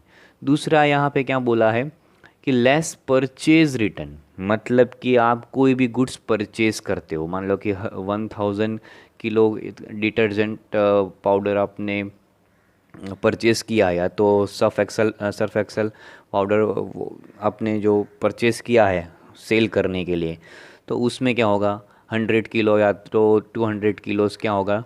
वो आपका जो डिटर्जेंट पाउडर या तो गुड्स है, कोई भी चीज़ है, वो आपको डिफेक्टिव क्वालिटी का, वो उस एक्सपायरी हो गया है, अच्छा नहीं है, या तो कंपनी ने आपको आपने बोला है कंपनी को अगर ये एक्सपायर हो जाएगा तो आप वापस ले लोगे। तो ये सारी कंडीशन के बेस पे हम गुड्स को कोई रिटर्न करते हैं तो ये क्या होगा? Purchase return. या तो कोई डिफेक्टिव चीज़ है, ज़्यादातर तो हम डिफेक्टिव चीज़ वापस कर देते हैं। राइस लेते हैं तो 100 टन राइस लिए हमने, उसमें से 100 किलोग्राम्स ऑफ राइस क्या है? डिफेक्टिव क्वालिटीज़ के है, अच्छे नहीं है, उसके अंदर बहुत कंकड़ है वगैरह वगैरह। तो हम क्या कर देंगे? उसी राइस को रिटर्न करेंगे। जो परचेज़ किया गुड्स है उसको हम रिटर्न कर देंगे, तो क्या होगा? Purchase return. उसके बाद है उसमें purchase minus purchase return minus क्या होगा? लेस आउटवर्ड ऑफ गुड्स, ठीक है, अदर देन सेल्स, मतलब आउटवर्ड्स ऑफ गुड्स। अगर पहले तो हम ये भी चीज़ यहाँ पे कौन सी चीज़ माइनस करेंगे, एक तो परचेज रिटर्न, फिर आउटवर्ड ऑफ गुड्स, जो भी गुड्स बिजनेस के अंदर जाएगा। एक तो गुड्स हम परचेस करते हैं तो जाएगा कैसे, उसको हम सेल करेंगे तो गुड्स जाएगा, ठीक है। तो ये सेल्स के अलावा, ठीक है, outwards of goods other than sales, तो सेल्स के अलावा कहाँ से गुड्स हमारा जाता है, ठीक है। ओके, ये तो हम सीख ही रहे हैं, परचेज सीखा, परचेज रिटर्न के बारे में, और goods going other than sales, sales के अलावा गुड्स परचेज करते हो, सेल्स के अलावा तो कौन सी तरफ से गुड्स हमारा बिजनेस में से जाता है। मान लो कि आप कोई बिजनेस के प्रोडक्ट की एडवर्टाइजमेंट कर रहे हो, तो एज अ सैम्पल आप गुड्स को दे रहे हो, ठीक है, एज अ सैम्पल। तो एज अ सैम्पल आप एडवर्टाइजमेंट करते हो, तो एडवर्टाइजमेंट एक्सपेंस, ठीक है, क्या होगा, एडवर्टाइजमेंट एक्सपेंस। फिर दूसरा, ये गुड्स जाएगा, आप सैम्पल पे कोई गुड्स दोगे, उसके आप पैसे लोगे नहीं, पर क्या होगा, वो goods going on other than sales, एक सैम्पल दिया एडवर्टाइजमेंट के बेस पे। दूसरा, अगर तो कोई गुड्स बर्न्ट बाय फायर, क्या हुआ, बर्न्ट बाय फायर, फायर की वजह से गुड्स हमारा जाएगा। फिर मान लो कि अ, बारिश की वजह से गुड्स क्या हो गया, हमारा बिक गया, तो गुड्स रूइंड, ठीक है, गुड्स रूइंड। फिर उसके बाद हम क्या बोल सकते हैं, दूसरा, goods theft due to fire, goods sorry goods theft, goods theft, अगर कोई किसी ने गुड्स को चोरी कर लिया है। फिर और कौन से वैसे गुड्स जाता है, डोनेशन में, डोनेशन चैरिटी में, ठीक है, आपने प्रॉफिट अच्छा हुआ बिजनेस तो डोनेशन दिया है, ठीक है, या तो प्रॉफिट नहीं हुआ है तो बीच में से आपने कहीं भी डोनेशन दिया है, ऐसे ही दिया है पैसा, तो गुड्स, गुड्स दिया है आपने, पैसे नहीं पर गुड्स दिया है, तो क्या है, अदर देन सेल्स के अलावा कहीं आपके सारे प्रोडक्ट्स जाते हैं, तो क्या है कि goods going other than sales. तो ये सारे चीज़ हम इसमें से माइनस करेंगे। पहले हम जब स्टडी करते थे तो अब ये सारी चीज़ क्या करते थे कि हमारे जो सर थे वो हमें ट्रेडिंग अकाउंट में क्रेडिट साइड पे सेल्स में से माइनस करवा देते थे। पर अभी क्या किया है, अभी आपके रिसेंटली स्टडी के अंदर क्या आया है कि ये जो सारे अदर देन सेल्स वाले जो है वो आपको लिखना है debit side of profit and sorry trading account, और परचेज रिटर्न में से माइनस करना है, purchase minus purchase return minus goods going other than sales. तो ये आपको समझ में आएगा, इजी है। अभी दूसरा हमारा है, उसके बाद नेक्स्ट हेडिंग है टू परचेज एक्सपेंस। कई बार हम गुड्स को परचेज करते हैं, मान लो कि हम फॉरेन से गुड्स मंगवाते हैं, या तो गोवा से मंगवाते हैं, या तो कोई भी सिटी, कलकत्ता, चेन्नई, मदुराई, या तो कहीं से भी हम गुड्स को मंगवाते हैं और हमारे गोडाउन पे हम उसको लाते हैं, तो परचेज एक्सपेंस उसके कई सारे गुड्स को लाने के एक्सपेंसेस होते हैं, ठीक है। उसका जो रेंट मतलब कि भाड़ा लगता है, ठीक है, जो आने का चार्जेस लगता है, वो सारी चीज़। तो उसमें कौन से एक्सपेंसेस है हम देखते हैं। पहले तो हम वेजिस बोल सकते हैं, सबसे पहली चीज़ है वेजिस। मान लो कि गोवा से कोई भी चीज़ हमें दमन लानी है, अभी मैं दमन से ही आपको ये समझा रहा हूँ इसलिए दमन का एग्जांपल दूंगा। हमें गोवा से कोई भी चीज़ दमन कोई भी गुड्स लाना है, कोई बिज़नेस करते हैं हम, ठीक है, तो वो चीज़ दमन में गोडाउन में आ गई है, गोवा से दमन में आ गई है, तो मेरे वो गोडाउन से लेके मेरे जो शॉप तक, मेरे बिजनेस तक जो आने का एक्सपेंसेस जो मैं पेमेंट करता हूँ, वेजिस देता हूँ, क्या देता हूँ, उसको हम बोलते हैं वेजिस, लेबर एक्सपेंस बोलते हैं उसको, वेजिस।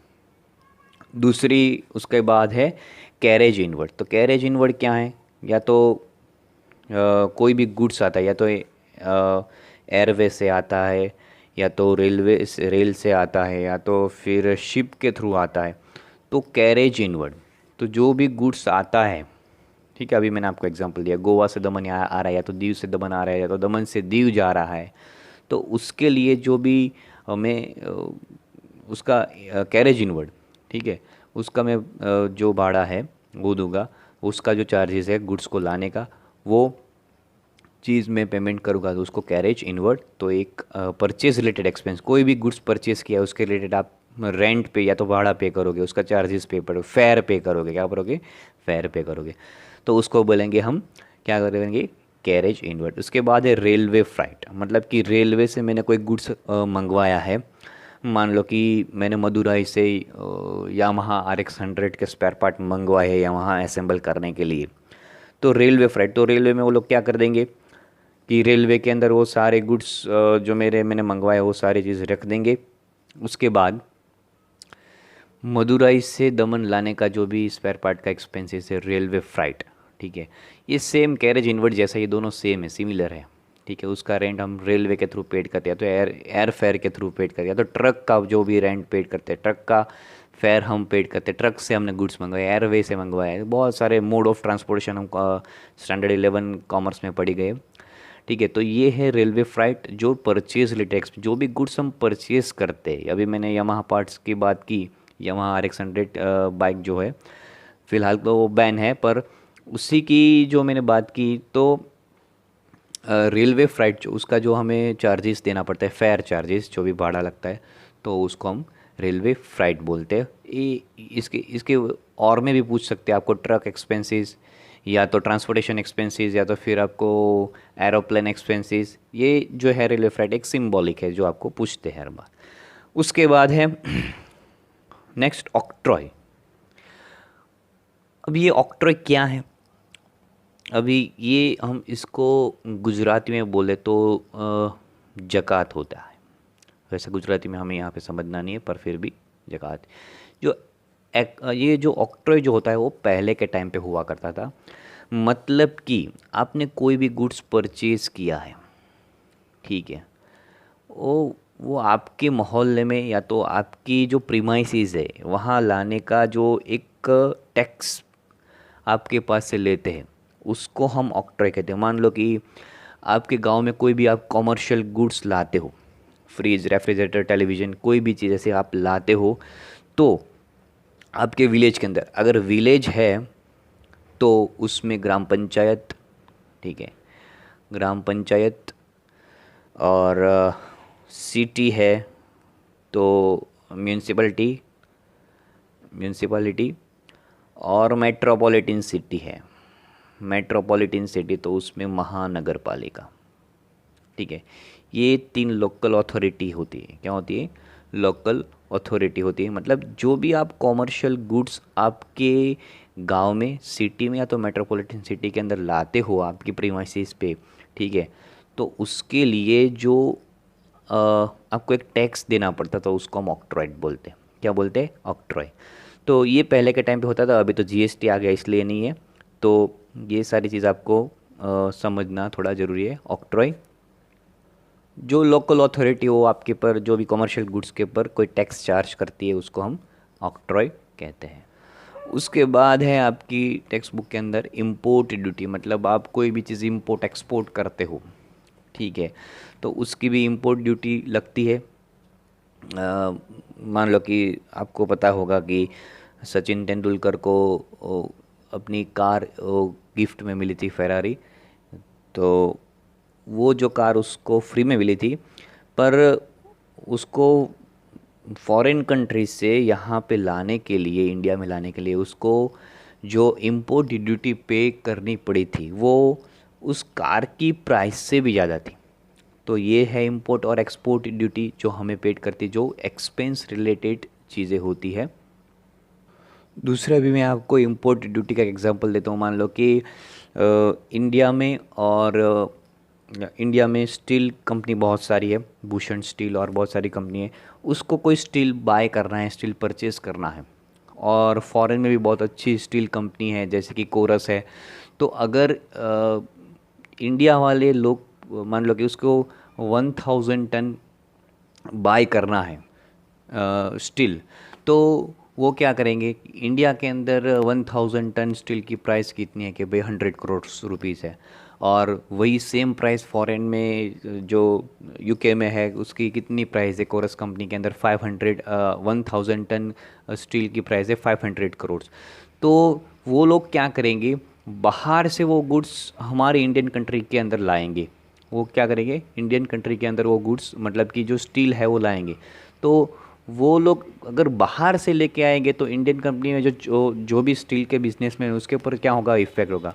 और वो इफ़ेक्ट नहीं होगा उसी के ऊपर वो ड्यूटी चार्ज करते हैं, मतलब कि 500 करोड़ का उसे 1000 करोड़ का जो स्टील है वो उसको 500 करोड़ में पड़ा है, ठीक है। तो वो क्या करेगी, उसमें 200 करोड़ उसकी इम्पोर्ट या एक्सपोर्ट ड्यूटी लगाएंगे। तो यहाँ पे उसको सेम प्राइस पे मिल जाएगा, पर वो गवर्नमेंट क्या करेगी, एक तो गवर्नमेंट की इनकम ही होगी और जो बिजनेसमैन हो गए उसको भी सेम प्राइस में वो स्टील जो है मिल जाएगा। इन शॉर्ट जो प्रोडक्शन रिलेटेड एक्सपेंस है वो इम्पोर्ट ड्यूटी, जो भी चीज़ आप बाहर से मंगवाते हो उसके ऊपर। फिर ट्रांसपोर्टेशन कार्टेज, मतलब कि आपके गंज में ही कोई भी मोहल्ले में या तो एरिया में कोई शॉप है, तो वहाँ से गुड्स लाना है। मतलब कि मेरे पास गुड्स नहीं है और दूसरा सेम मेरे जैसा कोई ट्रेडिंग करता है उसके पास से गुड्स है, तो मैं उसके पास से क्या करूँगा कि भाई चलो मुझे 100 किलो ऑफ कॉटन चाहिए, तो कॉटन क्या करूँगा भाई, मेरे पास तो अभी नहीं है, मेरे पास कस्टमर खड़े, तो मुझे तो दूसरा जो कोई ट्रेडर्स होगा उसको मैं कांटेक्ट करके तो वहाँ से लेके आने का जो एक, उसको हम गुजराती में या तो हिंदी में लारी भाड़ा बोलते हैं, ट्रांसपोर्टेशन कार्टेज। तो उसके लिए हम गंज में ही जो भी गुड्स आता है या तो हम लाते हैं हमारे गोडाउन पे, उसको हम क्या बोलते हैं, ट्रांसपोर्टेशन कार्टेज। पोर्ट चार्जेस, जो पोर्ट पे गुड्स आता है उसके लिए जो भी एक्सपेंसेस पेमेंट करना पड़ता है वो। फिर है डैमरेज, ये भी चीज़ आपको समझना जरूरी। डैमरेज क्या होता है, डैमरेज मतलब मान लो कि आपने कलकत्ता से कोई गुड्स मंगवाई है, दमन दमन में आपका बिजनेस है और कलकत्ता से कोई गुड्स मंगवाई है, और गुड्स आपकी निकल गई है कलकत्ता से और 10 दिन के अंदर आपकी गुड्स आ जाएगी दमन या तो वापी रेलवे स्टेशन के अंदर। तो आपकी गुड्स 10 दिन में वहाँ पे टाइम पे आ गई और वहाँ पे ही पड़ी है आपकी गुड्स, और आपको फ़ोन आ गया कि आपकी गुड्स आ गई है रेलवे स्टेशन से, रेलवे गोदी से। तो आप क्या करोगे, अभी छोड़ो ना, अभी बहुत ज़्यादा यहाँ पे गुड्स पड़ा है, क्या करेंगे, भले ही वहाँ पर पड़ा है, हम अभी नहीं लेने जाएंगे, बाद में लेने जाएंगे। तो हम वहाँ पे हमारा गुड्स पड़ा रहेगा, रेलवे वाले तो हमें यहाँ देने आएंगे नहीं। अब जब लेने जाएंगे तब भी वो लोग हमें देंगे, पर जब जिस दिन आया उस दिन हम वहाँ से गुड्स को रिसीव कर लेंगे, चेकआउट कर लेंगे, तो कोई बात नहीं। पर हम ऐसे सोचेंगे 2-3 दिन भले ही पड़ा रहता, कोई बात नहीं, वहाँ पे कोई होने वाला कुछ होने नहीं वाला है। तो हम फिर 2-3 दिन के बाद हम उस गुड्स को लेने के लिए गए, और फिर रेलवे वाले जो हमारा गुड्स को, वो जो उसने ध्यान रखा है, उसकी केयर करी है, उसके लिए वो टैक्स लेंगे, जिसको हम क्या बोलते हैं, डैमरेज बोलते हैं। तो ये चीज़ है डैमरेज। उसके बाद का है वॉरफेज। वॉरफेज क्या होता है, अभी मान लो कि हमने गुड्स मंगवाया है, ऑस्ट्रेलिया से कोई भी गुड्स मंगवाया है, तो वो गुड्स आए दमन के लिए मंगवाया है और वो शिप के थ्रू आता है, ठीक है। जो शिप के थ्रू आता है, और जो शिप के जो बंदर होते हैं, मतलब कि पोर्ट होते हैं, हम पोर्ट बोलते हैं, अदानी पोर्ट, कंडला पोर्ट, वो पोर्ट पे आके उसी जो शिप को जो नोटिंग करने की एक फैसिलिटी, क्या बांधने की एक फैसिलिटीज़ देता है, ठीक है, जिसको हम जेटी बोलते हैं। वो जो अच्छी जो वॉल बना के और छोटे छोटे वो शिप को बांधने के लिए बनाए गए हैं, तो उसको हम क्या बोलते हैं, वो जेटी की जगह पे, और वहाँ पे जो गुड्स अनलोड करते हैं शिप में से और वो पोर्ट पे रखते हैं, और वही पोर्ट का चार्जेस, ये प्राइवेट भी होता है, प्राइवेट ऑर्गेनाइजेशन और गवर्नमेंट ऑर्गेनाइजेशन भी चलाते हैं। और जो भी गुड्स आता है शिप के थ्रू, तो वो जो पोर्ट पे आपका गुड्स पड़ा रहता है, ठीक है, तो वहाँ पे जो प्राइवेट जेटी पे पड़ा रहता है आपका गुड्स, उसी का चार्ज जो आप पेमेंट करते हो प्राइवेट सेक्टर या तो प्राइवेट ऑर्गेनाइजेशन या तो गवर्नमेंट ऑर्गेनाइजेशन को। मान लो कि दमन में यहाँ पे विश्वकर्मा मंदिर पे जेटी है, ठीक है। जेटी किसको बोलते हैं, जहाँ कोई भी शिप को बांधने की, मतलब उसको गुजराती हिंदी में क्या बोलते हैं, लंगारने की फैसिलिटी, जो लंगार सकते हो वो लंगर डाल के बांधते हैं उसको, ठीक है। तो उसको जेटी बोलते हैं, ऐसे जेटी नाम नहीं दिया जाता है। तो वहाँ पे जो गुड्स आता है शिप के थ्रू, उसको अनलोड करते हैं, अनलोड करने के बाद वहाँ पड़ा रहता है, और फिर उसके बाद जो भी बिजनेसमैन उसको उठा के ले जाता है और वहाँ 2-3 दिन वहाँ पे ही रहने देता है। उसके बाद जो भी कुछ एक्सपेंस उसको देने पड़ते हैं, ठीक है।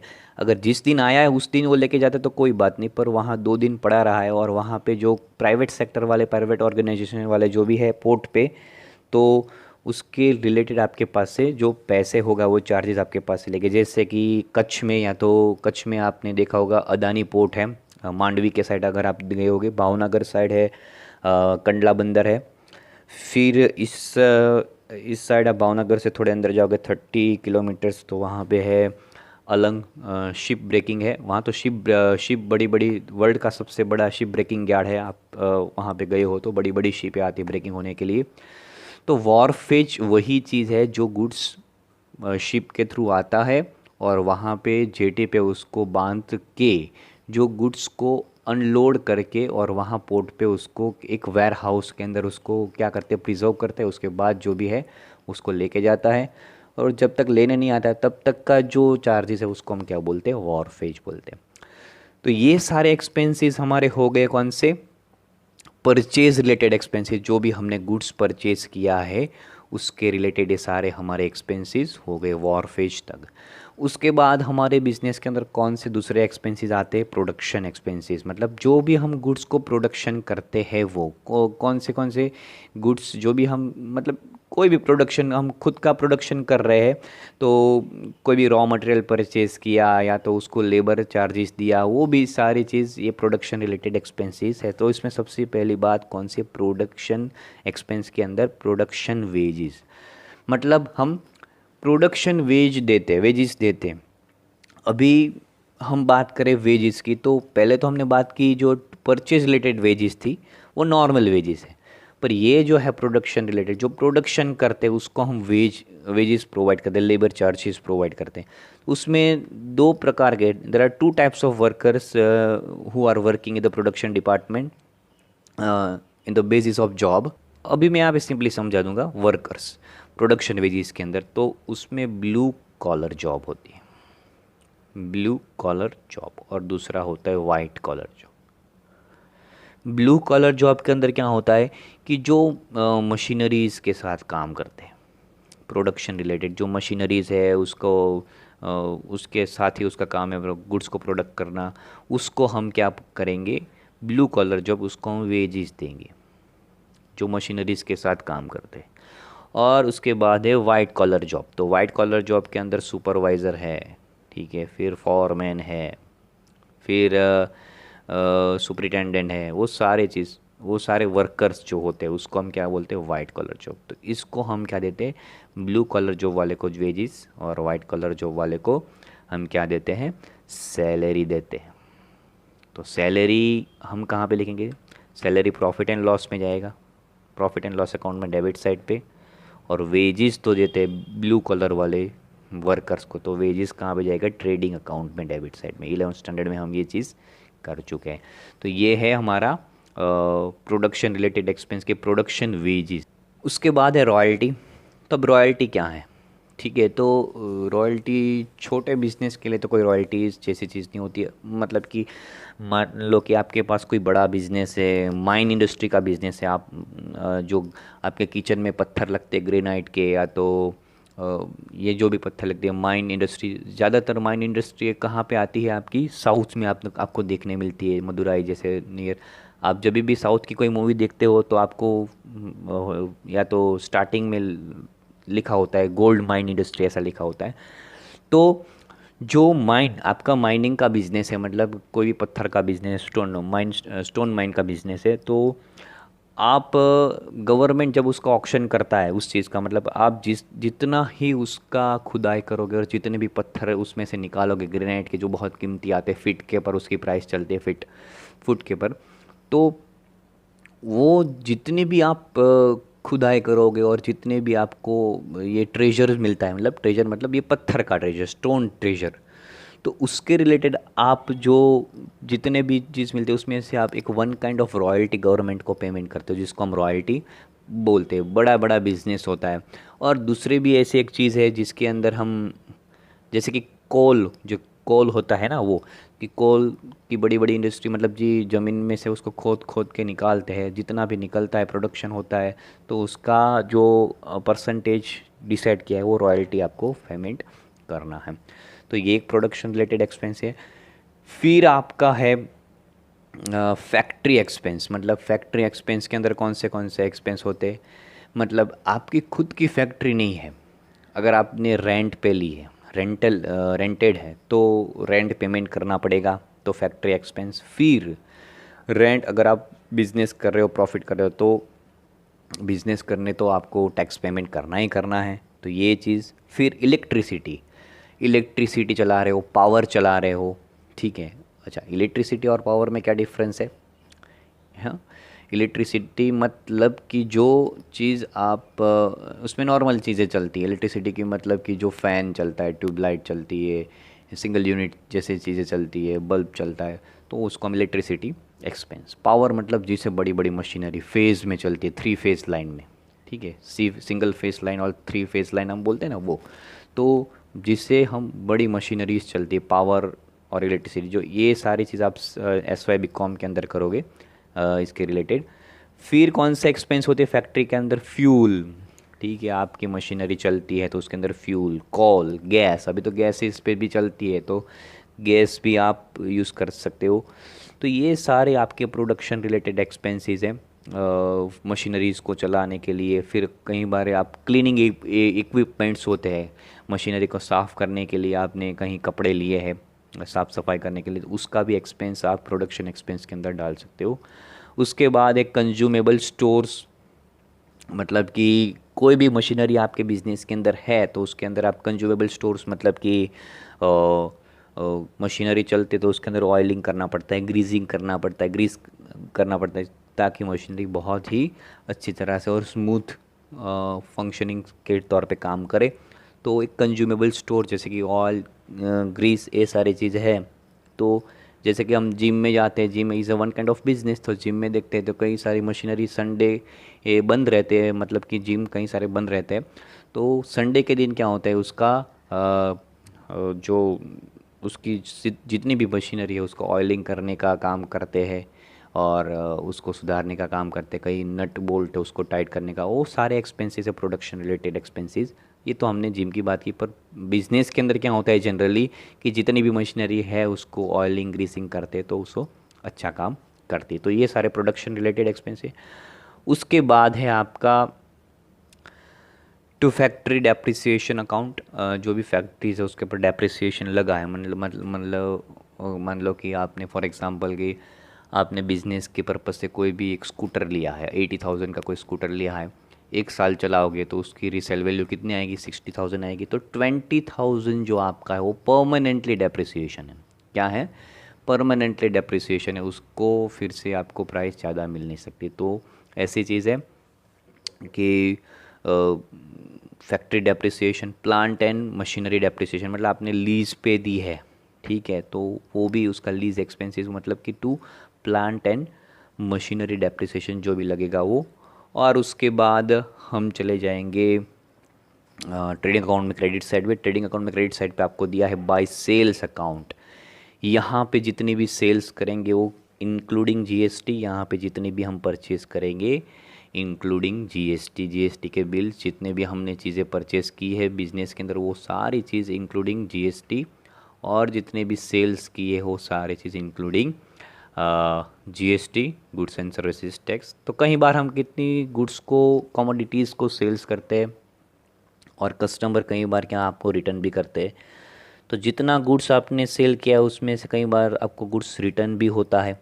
तो ये जो गुड्स रिटर्न होता है वो यहाँ पे हम लिख देंगे। फिर क्या है? By sale of scrap account, मतलब कि जो भी बिजनेस के अंदर सेल ऑफ स्क्रैप, मतलब जो बंगार बचा है उसको हम सेल करेंगे, उसमें से जो इनकम होगी वो हम ट्रेडिंग अकाउंट में क्रेडिट साइड पे लेंगे। ऐसी कौन सी चीज़ें हैं जो हमें भंगार के तौर पे मिलेगी?